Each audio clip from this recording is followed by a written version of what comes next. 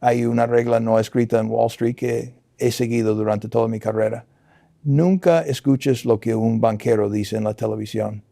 Mira exclusivamente lo que hace con su propio dinero. Si enciendes las noticias financieras hoy, escucharás a los directores de los grandes bancos decir que el sistema es robusto, que los balances son sólidos y que no hay nada de qué preocuparse. Pero si apagas el televisor y abres sus informes trimestrales, verás que están construyendo búnkeres. Warren Buffett, el inversor más respetado del mundo, acaba de realizar una maniobra que no veíamos desde antes de la crisis de 2008.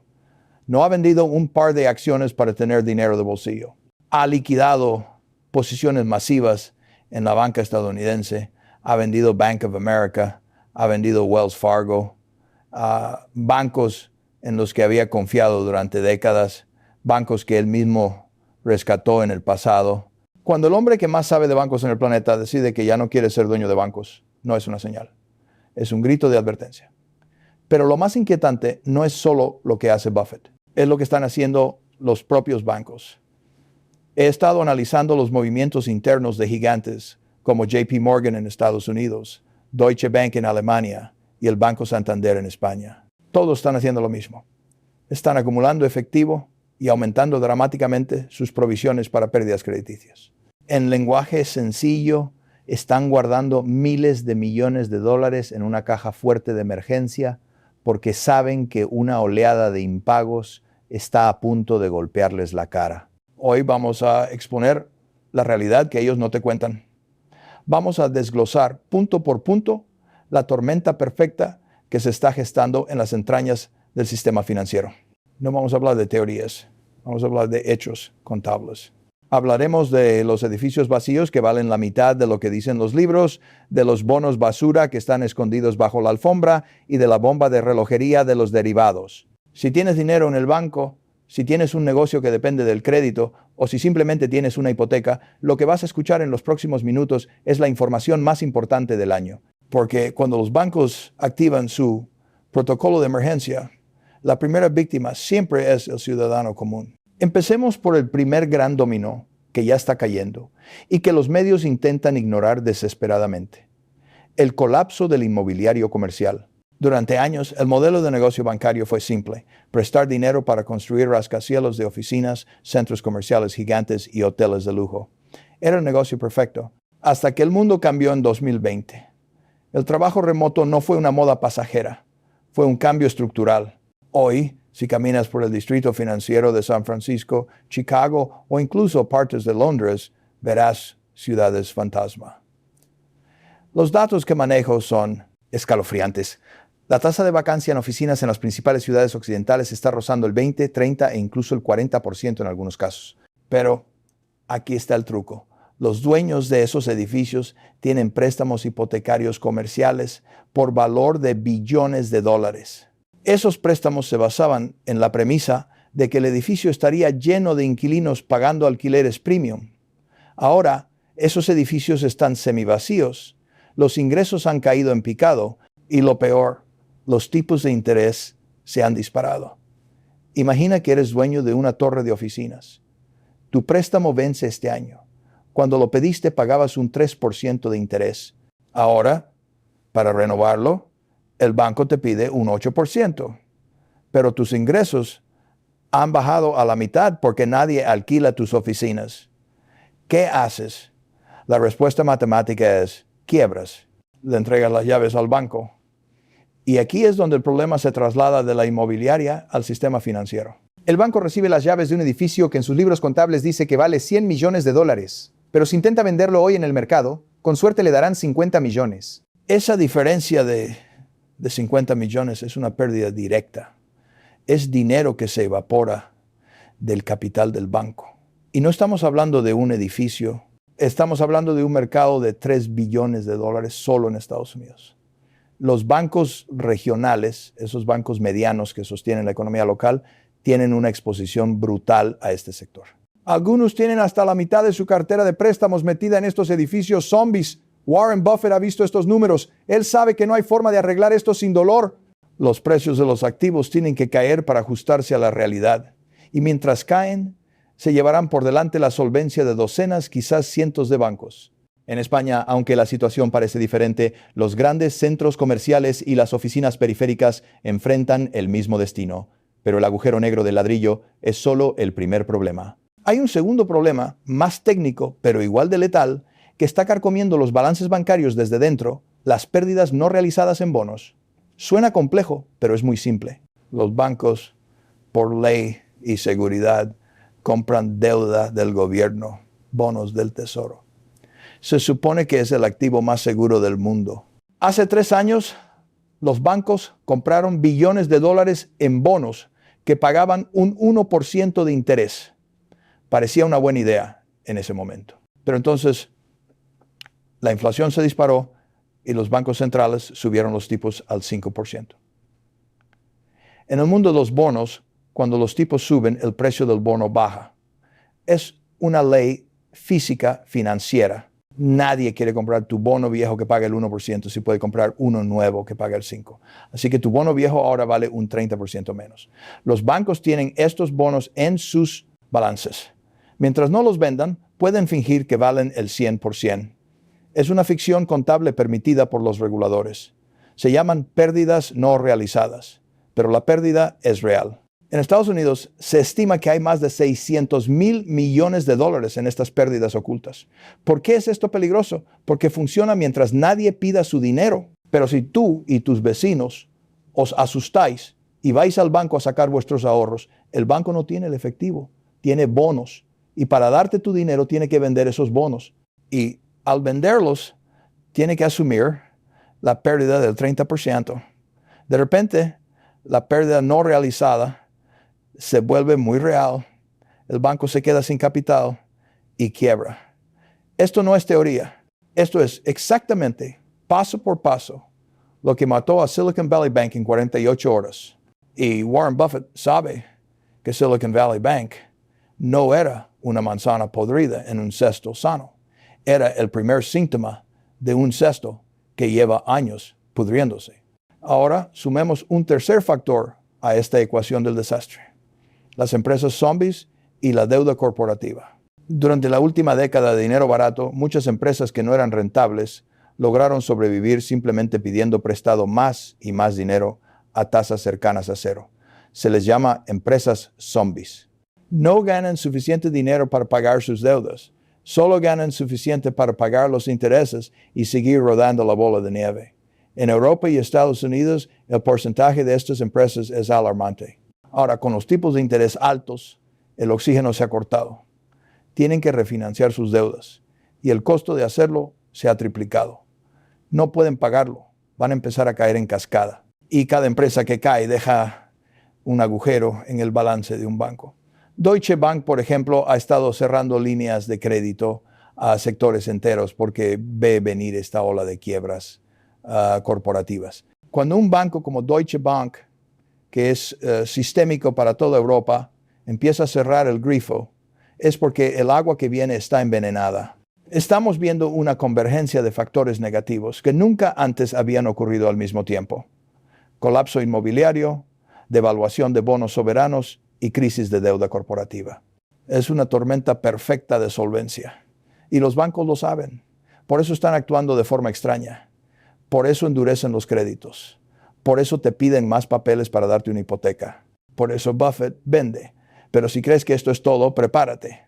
Porque lo que te he contado hasta ahora es solo la parte visible, la parte regulada. Debajo de la superficie, en la oscuridad de los mercados financieros no regulados, hay monstruos mucho más grandes. En la siguiente parte vamos a hablar de los derivados y la banca en la sombra. Hablaremos de cifras que desafían la imaginación humana y de por qué, esta vez, los bancos centrales podrían haberse quedado sin munición para salvarnos. Si el agujero del sector inmobiliario comercial es una herida abierta, los derivados financieros son una bomba nuclear escondida en el sótano. Warren Buffett los llamó armas de destrucción masiva financiera hace 20 años. Desde entonces, no hemos desarmado esas armas. Hemos construido muchas más y las hemos hecho más complejas.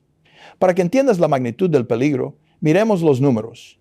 El PIB mundial, es decir, el valor de todo lo que produce el planeta Tierra en un año, ronda los 100 billones de dólares.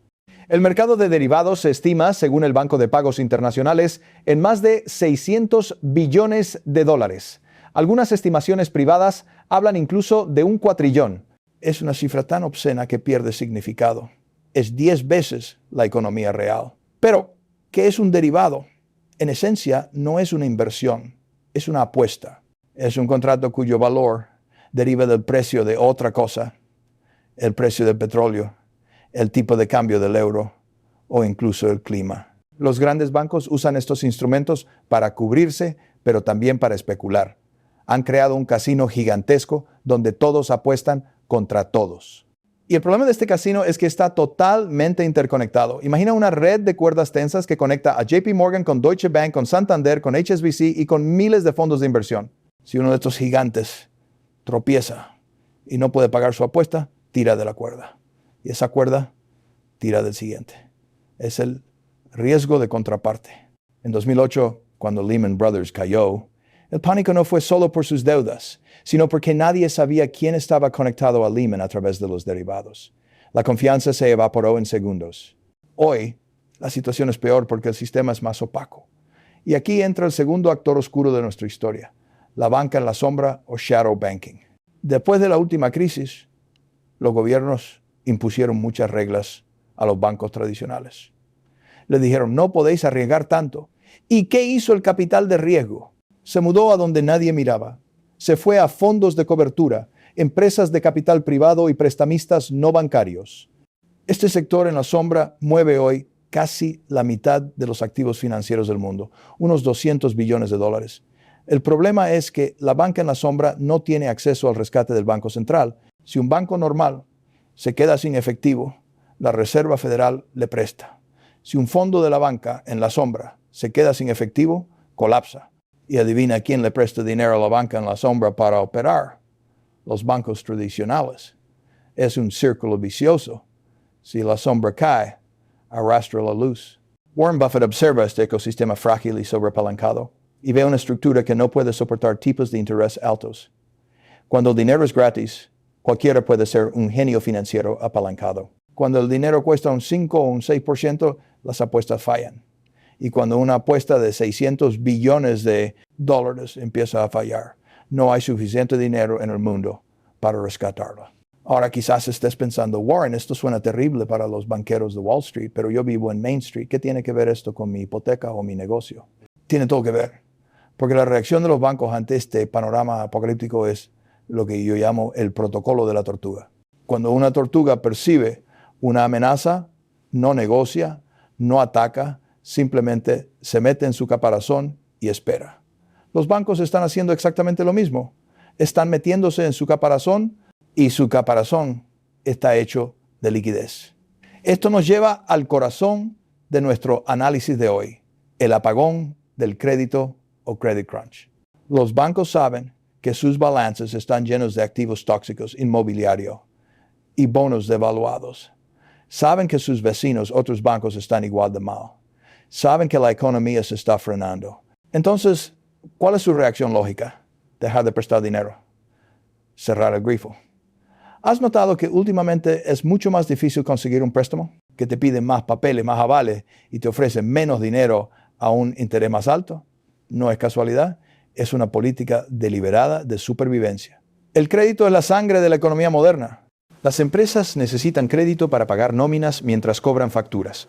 Las familias necesitan crédito para comprar casas y coches. Si cortas el crédito, provocas un infarto económico. Estamos viendo la contracción del crédito más rápida desde la Gran Depresión, y esto tiene un efecto devastador en cadena. Si el banco no le presta al promotor inmobiliario, el promotor no construye. Si no construye, despide a los obreros. Si los obreros no cobran, no pagan su hipoteca. Si no pagan su hipoteca, el banco tiene más pérdidas. Y si el banco tiene más pérdidas, presta aún menos. Es la espiral de la muerte deflacionaria. Y aquí es donde entra la gran mentira de la recuperación. Te dicen que el desempleo es bajo, pero eso es un indicador retrasado. El empleo es lo último que cae. Lo primero que cae es el crédito, y el crédito ya ha colapsado. Déjame contarte lo que veo en Europa, que suele ser el canario en la mina para el resto del mundo. El Banco Central Europeo ha subido tipos agresivamente. La demanda de préstamos por parte de las empresas ha caído a niveles históricos. No es solo que los bancos no prestan, es que las empresas tienen miedo de pedir prestado. Se está paralizando la inversión productiva. Una economía que no invierte hoy es una economía que no crece mañana. En Estados Unidos, los bancos regionales están luchando por su vida. Necesitan acumular efectivo desesperadamente para cubrir las fugas de depósitos. ¿Crees que están pensando en financiar tu nueva idea de negocio? Absolutamente no. Para ellos, tú eres un riesgo que no pueden permitirse.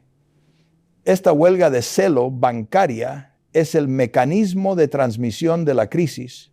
Es como el apagón financiero que da título a esta charla.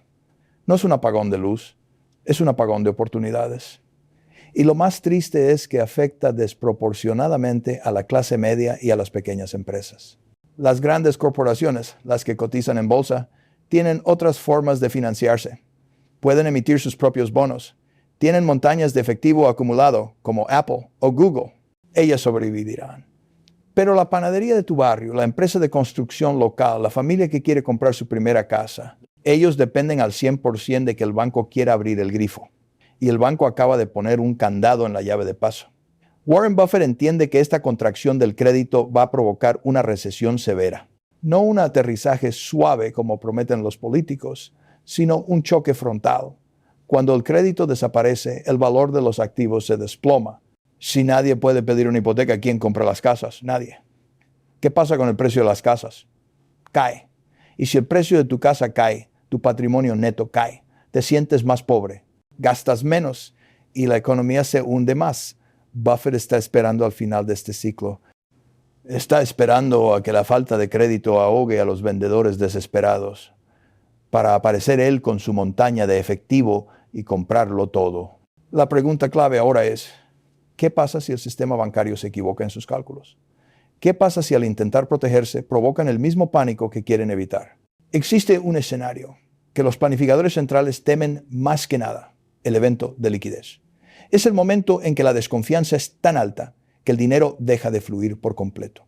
Los cajeros automáticos funcionan, pero el mercado interbancario, donde los bancos se prestan entre sí, se congela. Fue lo que pasó en septiembre de 2008. Estuvimos a horas de que el sistema de pagos global se detuviera. Hoy, con la velocidad de las redes sociales y la banca digital, un evento de liquidez podría ser fulminante. Y los bancos centrales, que en 2008 fueron los héroes que llegaron con la manguera de dinero, hoy tienen las manos atadas por la inflación. Si imprimen billones para rescatar el sistema otra vez, podrían desatar una hiperinflación que destruiría la moneda. Están entre la espada y la pared. O dejan caer el sistema bancario, deflación y quiebras. O destruyen el valor del dinero, inflación y pobreza. No hay tercera opción buena. Y en medio de este dilema imposible, los bancos han elegido sálvese quien pueda. Se están protegiendo ellos primero.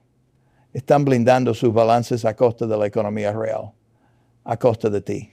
En la siguiente parte vamos a analizar cómo este apagón te va a afectar en tu día a día más allá de no conseguir un préstamo. Vamos a hablar de la seguridad de tus depósitos actuales y de por qué la garantía del gobierno podría no ser tan sólida como crees en un escenario de crisis sistémica múltiple. Y te voy a explicar cómo empezar a construir tu propio sistema bancario personal para no depender de un grifo que se está cerrando. Hablemos de la red de seguridad, o mejor dicho, de la ilusión de la red de seguridad. La mayoría de las personas duerme tranquila por las noches porque cree en una promesa escrita en una pegatina en la ventanilla de su banco. Esa pegatina dice FDIC en Estados Unidos o Fondo de Garantía de Depósitos en Europa. La promesa es simple. Si el banco quiebra, el gobierno te devuelve hasta 100,000 o 250,000 de tu moneda local.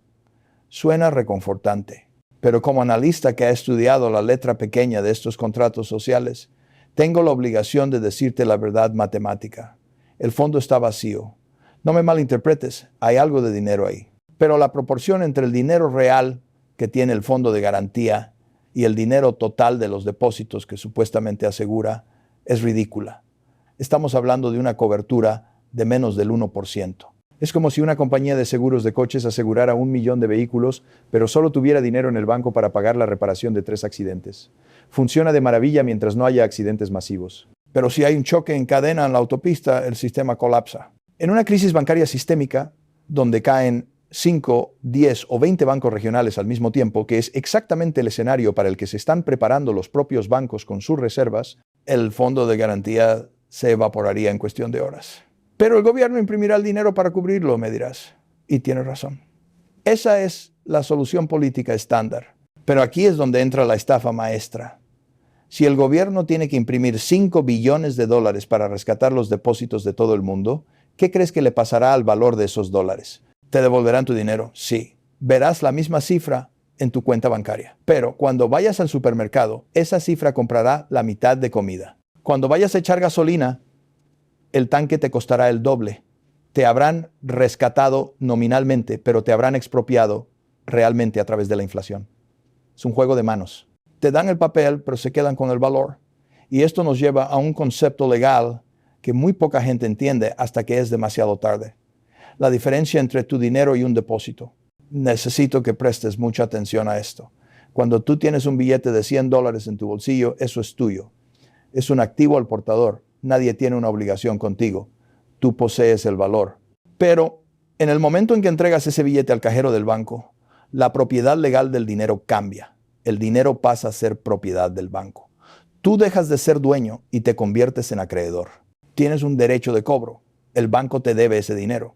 En tiempos normales, esta distinción técnica no importa. El banco te paga cuando se lo pides. Pero en tiempos de quiebra, importa muchísimo.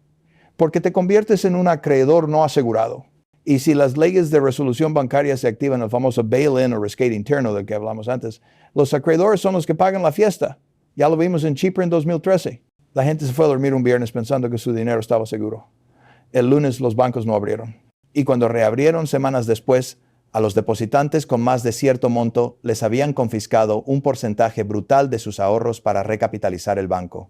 No fue un robo a mano armada. Fue un procedimiento legal bancario y sentó un precedente para toda Europa y el mundo occidental. Los bancos centrales y los gobiernos han estado preparando el marco legal para esto durante la última década. Saben que no pueden permitirse otro rescate con dinero público porque la gente saldría a quemar las calles. Así que la próxima vez el rescate vendrá de dentro, vendrá de ti. Warren Buffett sabe esto. Por eso no mantiene grandes cantidades de efectivo en depósitos bancarios comerciales. Él usa letras del tesoro. Una letras del tesoro es una deuda directa del gobierno. No hay un banco intermediario que pueda quebrar y quedarse con tu dinero. Si el gobierno de Estados Unidos quiebra, tenemos problemas mucho mayores que el dinero, pero es un riesgo infinitamente menor que el riesgo de un banco comercial apalancado en bienes raíces vacíos. Esta es la trampa de la liquidez en la que vive la clase media. Tienen miedo de invertir, así que dejan el dinero en el banco para que esté seguro. Pero al hacerlo, se exponen a dos depredadores silenciosos. El riesgo de quiebra bancaria o confiscación parcial y el riesgo de inflación garantizada. Es la peor estrategia posible. Asumes todo el riesgo y no obtienes ningún rendimiento real. Ahora, hablemos de la guerra contra el efectivo. Esto es parte del mismo protocolo de control. ¿Has notado cómo los bancos te miran con sospecha si intentas sacar una cantidad grande de dinero en efectivo? ¿Cómo te hacen preguntas intrusivas? ¿Para qué es este dinero? ¿Tiene usted una factura para justificar esto? No es solo por seguridad, es por control. Los bancos necesitan que tu dinero se quede dentro del sistema digital para mantener sus ratios de liquidez.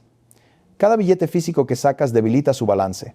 Un sistema de reserva fraccionaria solo funciona si el dinero nunca sale de la nube. Si todos intentamos convertir nuestros dígitos bancarios en billetes físicos al mismo tiempo, se descubre el truco de magia. El dinero no existe.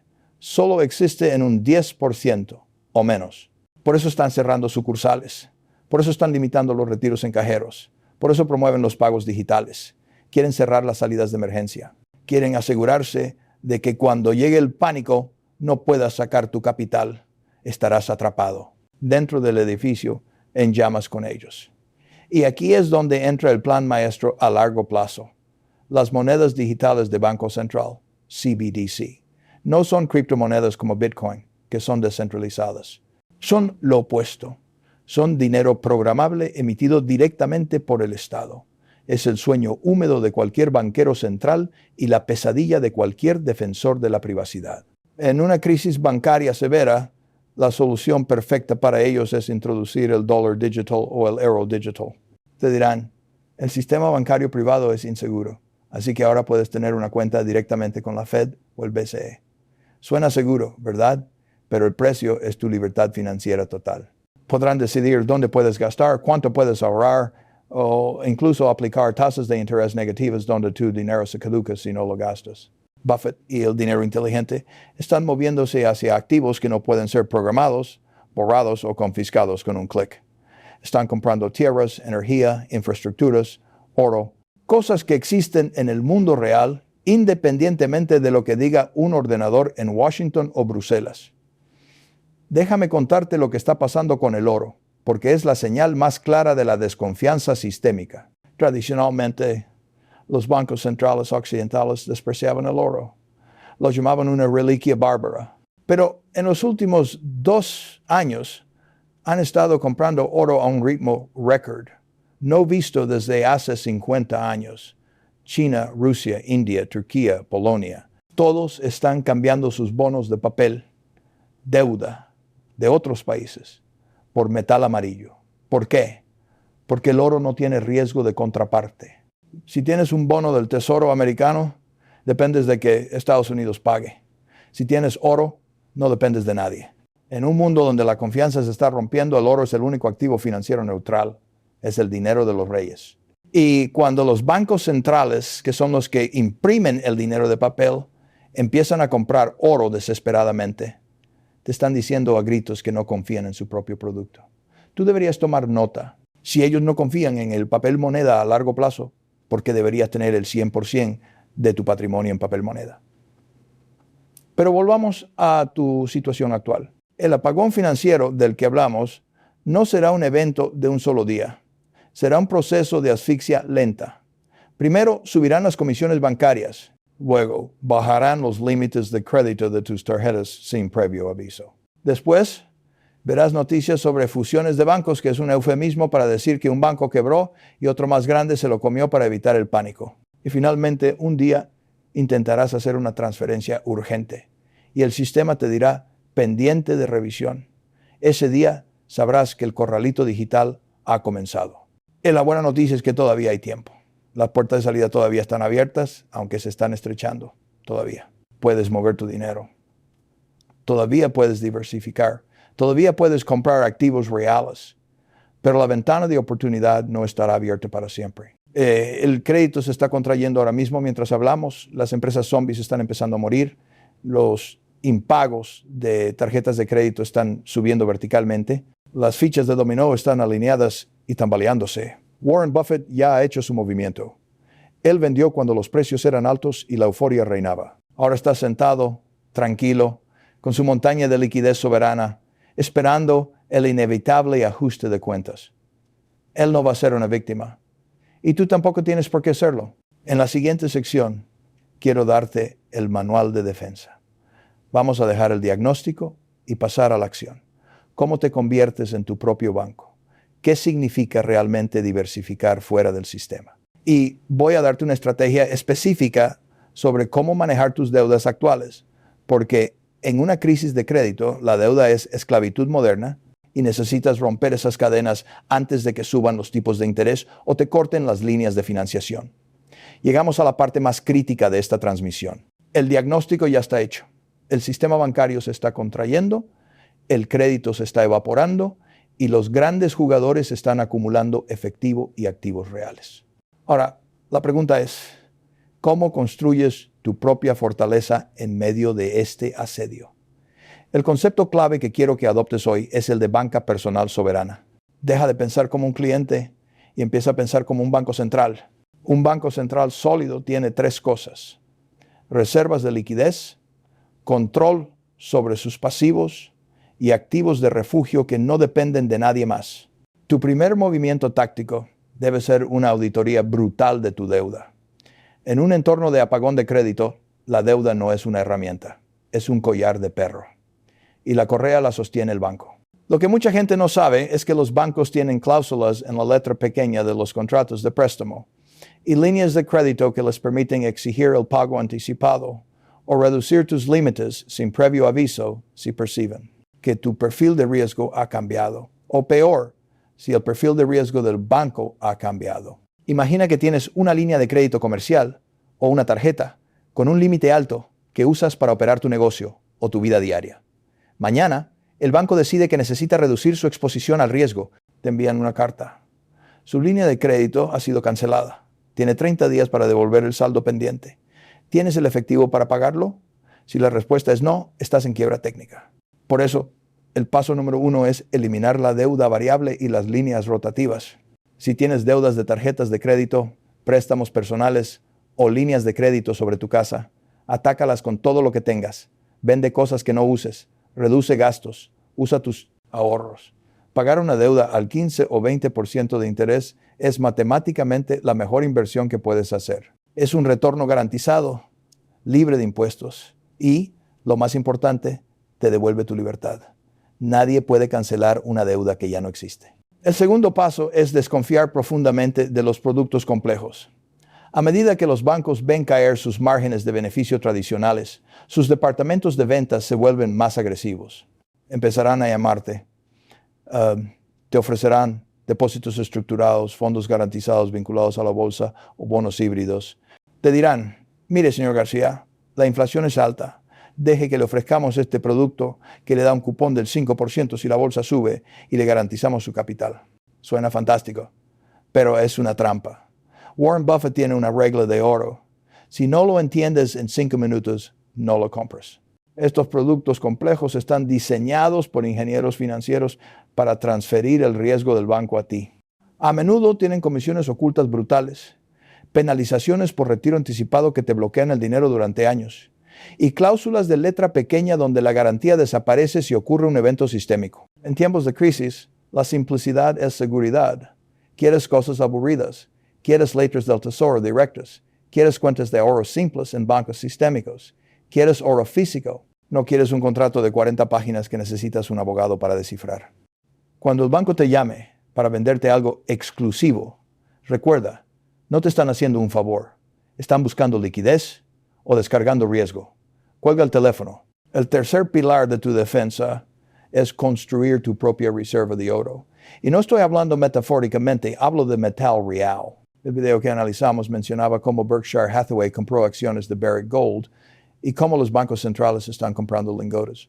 El oro es el único activo financiero que no es el pasivo de otra persona. Si tienes acciones, dependes de la empresa. Si tienes bonos, dependes del gobierno. Si tienes depósitos, dependes del banco.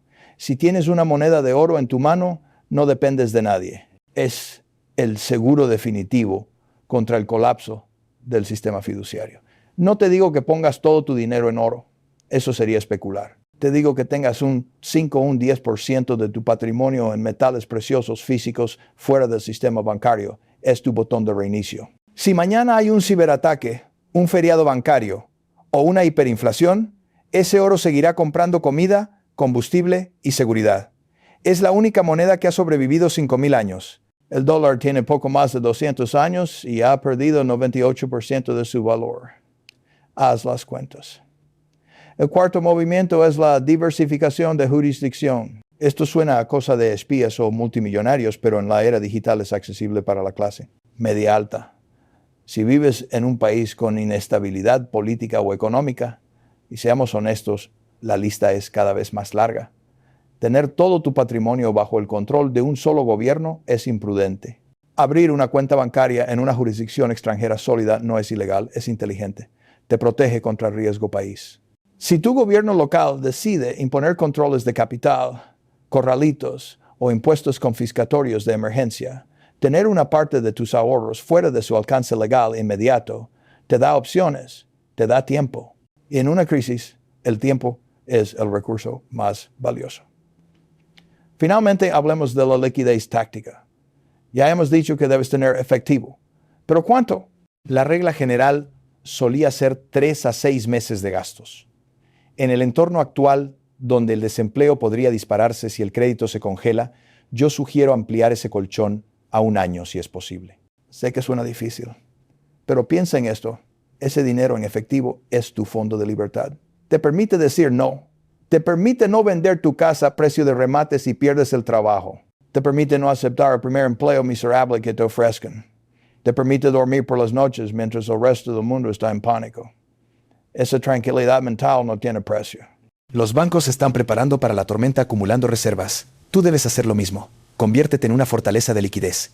Reduce tus gastos fijos al mínimo. Cancela suscripciones. Pospon compras de lujo. Ahora no es el momento de comprar el coche nuevo financiado al 10%. Ahora es el momento de blindar el castillo. Porque recuerda, las crisis son cíclicas. Después de la tormenta, siempre sale el sol. Y cuando salga el sol, los activos estarán baratos. Las casas, las acciones, los negocios, todo estará en oferta. Si has sobrevivido a la tormenta con tu capital intacto y tienes liquidez disponible, ese será el momento de construir riqueza generacional. Será el momento de hacer lo que hace Buffett, comprar dólares por 50 centavos. Pero para llegar a ese día, primero tienes que sobrevivir a la noche. Y la noche se acerca. En el último segmento de esta serie, vamos a hacer un resumen ejecutivo. Voy a darte los mandamientos del inversor defensivo. Son principios inquebrantables que debes pegar en tu nevera o en tu escritorio. Si sigues estos principios, no solo sobrevivirás al apagón financiero, sino que prosperarás mientras otros se hunden. Hablaremos también de la psicología necesaria para aguantar, porque ver caer el mercado es duro, pero ver subir la inflación es desesperante. Necesitas una mente de acero para no cometer errores emocionales. Vamos a preparar tu mente para la batalla. La diferencia entre la víctima y el superviviente en una crisis financiera rara vez es cuestión de suerte. Es cuestión de preparación. Hemos pasado los últimos 30 minutos desmantelando la narrativa oficial. Hemos visto los agujeros en los balances bancarios, la bomba de relojería de los derivados y la retirada estratégica del inversor más grande del mundo. Ahora, toda esa información debe cristalizar en una filosofía de vida. Para cerrar esta clase magistral, quiero entregarte los 5 mandamientos del inversor defensivo. No son sugerencias. En el entorno actual, son leyes de supervivencia. Si ignoras todo lo demás que he dicho hoy, graba esto en tu mente. Mandamiento número 1. La liquidez es soberanía. En tiempos de paz, el efectivo parece estúpido porque no rinde nada. En tiempos de guerra financiera, el efectivo es el rey. Te da opciones, te da tiempo y lo más importante, te permite aprovechar la desesperación ajena. No te sientas culpable por tener dinero parado en letras de tesoro o en una cuenta segura. Ese dinero no está parado, está haciendo guardia. Es tu centinela. Mantén siempre suficiente liquidez para vivir 1 año sin ingresos. Esa es la base de tu fortaleza mental. Mandamiento número 2. La deuda es esclavitud. El sistema financiero moderno está diseñado para mantenerte endeudado. Quieren que pagues intereses por tu casa, por tu coche, por tu teléfono. En una crisis de crédito, el banco tira de la correa. Los tipos suben, las líneas se cortan. Tu prioridad número 1 debe ser romper esas cadenas. No inviertas en bolsa si tienes deudas de consumo. Pagar una deuda al 18% es mejor que ganar un 10% en el mercado. Ser radical con esto. La libertad financiera real empieza en el saldo 0. Mandamiento número 3. Desconfía de la complejidad. Wall Street gana dinero vendiendo complejidad. Tú ganas dinero comprando simplicidad. Si no puedes explicar tu inversión con un lápiz y un papel a un niño de 10 años, no la compres. Activos reales, oro, tierras, negocios rentables que vendan cosas necesarias. Eso es lo que funciona cuando el humo de la especulación se disipa. Huye de los algoritmos mágicos, los tokens sin utilidad y los productos estructurados del banco. La simplicidad es el escudo contra el fraude. Mandamiento número 4. No delegues tu seguridad. Nadie, absolutamente nadie, se preocupa más por tu dinero que tú. No tu banquero, no tu asesor financiero y ciertamente no el gobierno. El Fondo de Garantía es una promesa política, no una realidad matemática. Asume la responsabilidad total. Diversifica tus bancos, diversifica tus activos, diversifica tu ubicación geográfica si puedes. Si dependes de que un burócrata firme un papel para salvarte, ya has perdido. Mandamiento número 5. Paciencia de francotirador. Esta es la lección más difícil de Warren Buffett. Él puede pasar años sin comprar nada, simplemente sentado sobre su montaña de efectivo, leyendo y esperando. La mayoría de la gente siente la necesidad compulsiva de hacer algo, de estar en el mercado. Eso es un error. Los grandes movimientos de riqueza ocurren pocas veces en una generación. Estamos al borde de uno de esos momentos. No dispares tu munición antes de tiempo.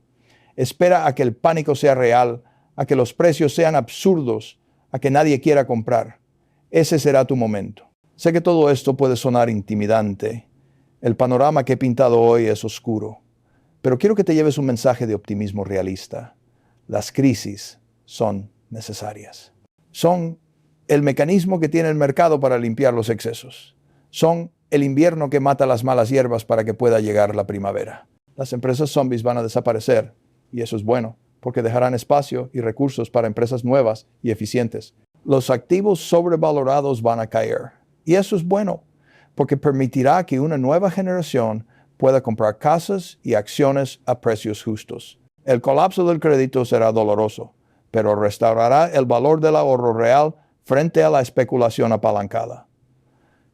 Tú tienes ahora una ventaja injusta. Tienes la información mientras la mayoría de la gente sigue hipnotizada por las luces de neón del casino. Tú has visto los cimientos agrietados. Sabes por qué los bancos actúan como actúan. Sabes por qué Buffett vende. Ya no estás caminando a ciegas. Mi trabajo aquí es ser tu radar. Seguiré vigilando las señales. Seguiré leyendo la letra pequeña que los bancos intentan esconder. Pero la acción depende de ti. No esperes a ver las colas en los cajeros automáticos en las noticias. Para entonces, la puerta ya estará cerrada. El protocolo final de los bancos se ha activado. Están cerrando escotillas. Haz tú lo mismo. Protege lo tuyo. Prepara tu mente. Y cuando llegue la tormenta, mantente firme. Si este análisis te ha aportado valor, si te ha dado una perspectiva que no encuentras en los medios tradicionales, suscríbete y activa las notificaciones. Porque en este juego de sillas musicales, la música puede parar en cualquier momento. Y quiero asegurarme de que seas el primero en saberlo. Nos vemos en el próximo análisis.